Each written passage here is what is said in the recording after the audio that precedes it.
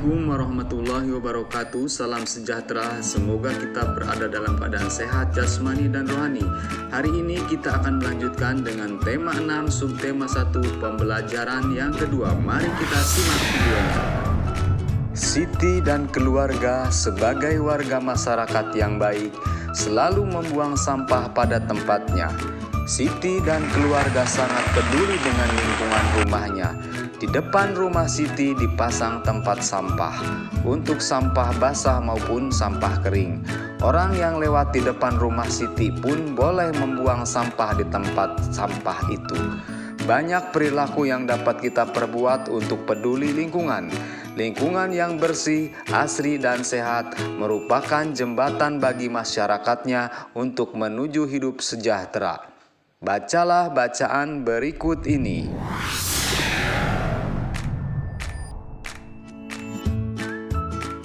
Kampung Rawajati. Di Kampung Hijau Rawajati, selain peduli untuk membuat lingkungan hijau oleh tanaman, terlihat juga kesadaran warga yang cukup tinggi untuk andil terhadap pengelolaan sampah dengan bijak. Sebuah sentra pengumpulan sampah disediakan di area kampung untuk menampung aneka sampah rumah tangga.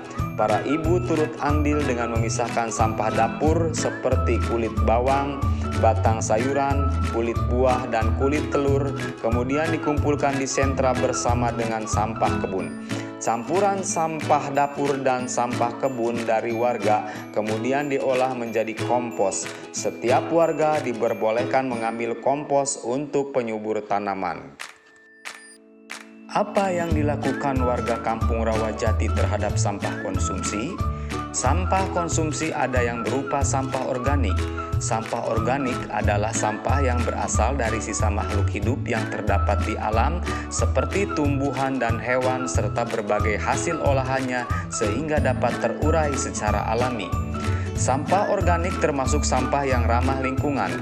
Di Kampung Rawajati tidak akan ditemukan gunungan sampah sisa makanan yang menimbulkan aroma tidak sedap. Mengapa demikian? Beberapa warga memiliki lubang biopori atau lubang resapan di halaman rumah.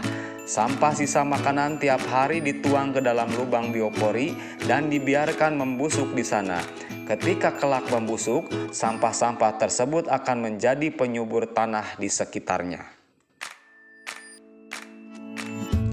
Ada juga sampah konsumsi berupa sampah anorganik, yaitu sampah yang tidak akan dapat terurai oleh bakteri secara alami. Beberapa contoh sampah anorganik adalah sampah-sampah plastik yang kita gunakan dalam kehidupan sehari-hari seperti botol kemasan plastik, botol kaca, besi, serta barang tak terpakai lainnya. Warga Rawajati memiliki bank sampah sebagai tempat menyetorkan sampah-sampah jenis ini. Setiap minggu, sampah yang terkumpul di sentra diambil oleh beberapa pengepul untuk dibawa ke tempat pengelolaan akhir. Pengelola bank sampah mengeluarkan daftar harga beli untuk tiap kilogram sampah yang disetorkan warga. Semakin banyak warga menyetorkan sampah, tentu semakin bertambah pula saldo tabungan sampahnya.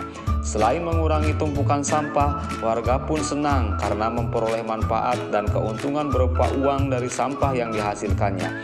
Bahkan beberapa anak memiliki tabungan sampahnya sendiri. Mereka berlomba mengumpulkan botol dan kemasan plastik untuk menambah saldo tabungan. Sebagian dari sampah anorganik juga dikumpulkan warga untuk diolah menjadi aneka kerajinan yang bernilai jual. Vas bunga, alas gelas, dompet, serta tas dirangkai cantik dari aneka botol plastik dan kemasan bekas.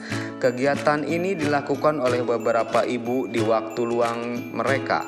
Mengisi waktu, mengurangi tumpukan sampah, dan menambah uang belanja tentunya menjadi hal positif yang bermanfaat bagi warga dan lingkungan. Setelah selesai membaca teks ini, jawablah pertanyaan berikut dengan benar.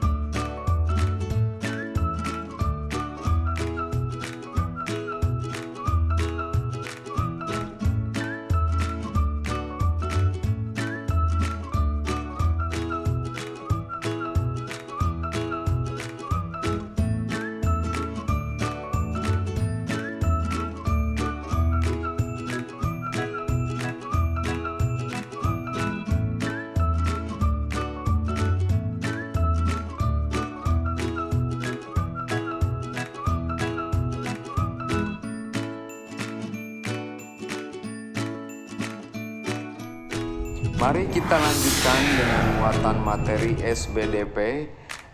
Kalian akan mengenal apa yang disebut dengan interval nada. Untuk mengerti tentang interval nada, kita harus mengetahui terlebih dahulu tangga nada.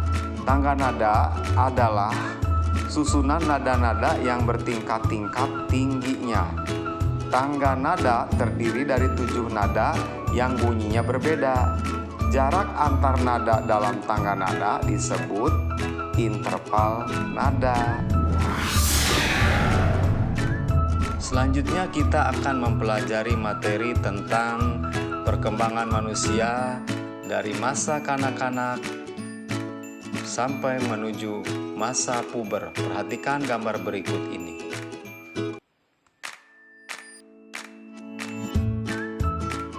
Apakah kamu melihat adanya perbedaan pada kedua gambar tersebut?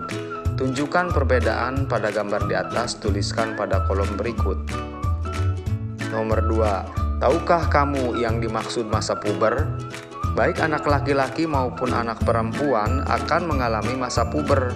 Apa ciri-ciri anak laki-laki dan perempuan pada masa puber? Tuliskan pada kolom berikut.